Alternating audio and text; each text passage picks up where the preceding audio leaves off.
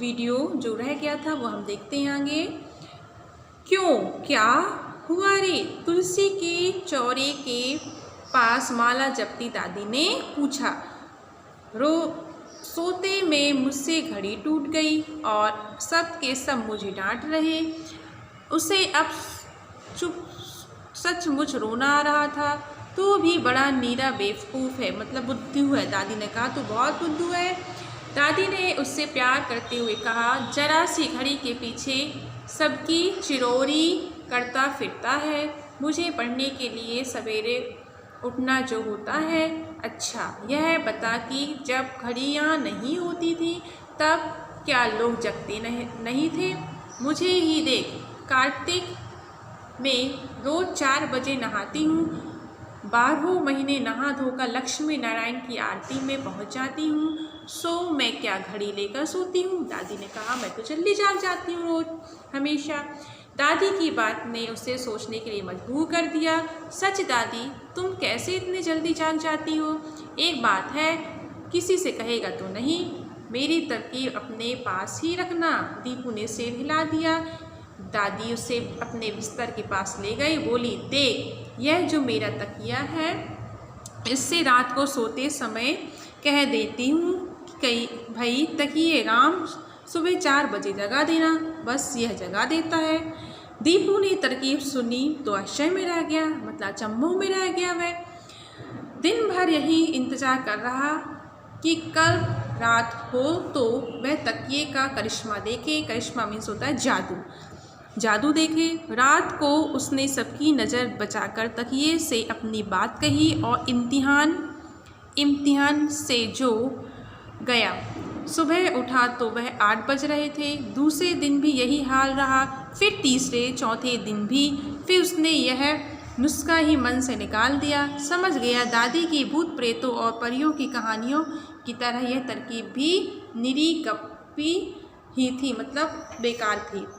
एक शनिवार को उसे घड़ी की ज़रूरत महसूस हुई, पर इस बार उसने जिद नहीं की, वरन दीदी से कहा, दीदी सुबह मुझे 5 बजे जगा दूँगी?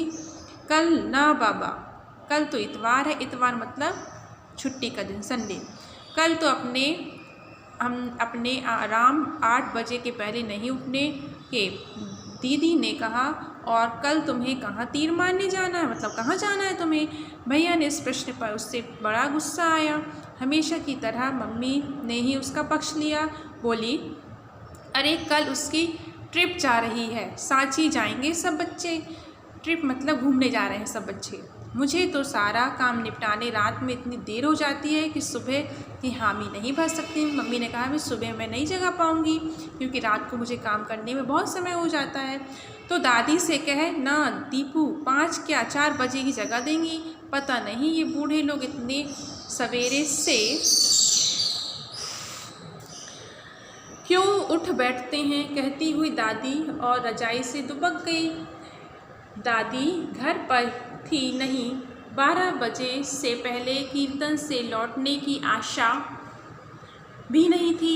हताश दीपू ने तकिए का आसरा लिया। तकिए भाई, मेहरबानी करके कल तो जगह ही देना।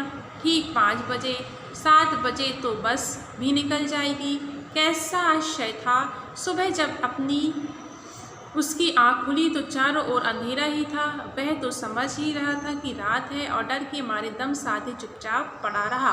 थोड़ी देर के बाद ही दादी के कमरे से रघुपति राघव राजा राम आवाज़ आई और उसको कुछ धीरज बंधा। दौड़कर दादी के कमरे में गया। वह अभी रजाई में ही थी। दादी, मैं तुमसे पहले जग गया, उसने विजयी मुद्रा में कहा, मतलब जीत की मुद्रा में कहा। क्यों रे इतनी जल्दी? दादी उसे रजाई में लपेटते हुए बोली, आज पिकनिक पर जो जाना है पता है, हम लोग सांची जाएंगे। और मम्मी को देखो अब तक सो रही हैं, खाना कब बनेगा? 7 बजे पहुंच जाना है स्कूल। दीपू ने शिकायत की।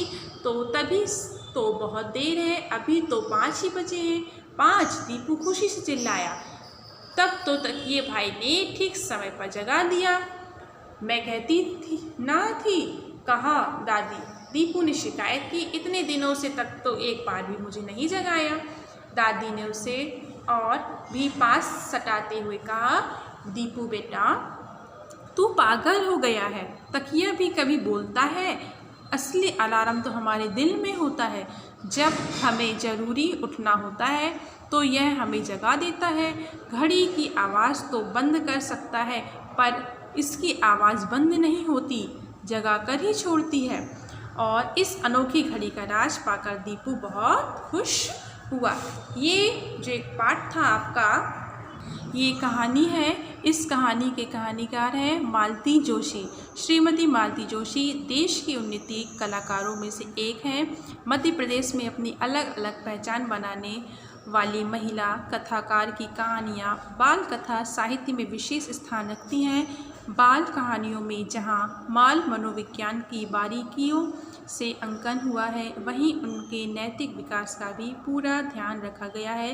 दादी की घड़ी कहानी उन्हीं में से एक है। धन्यवाद।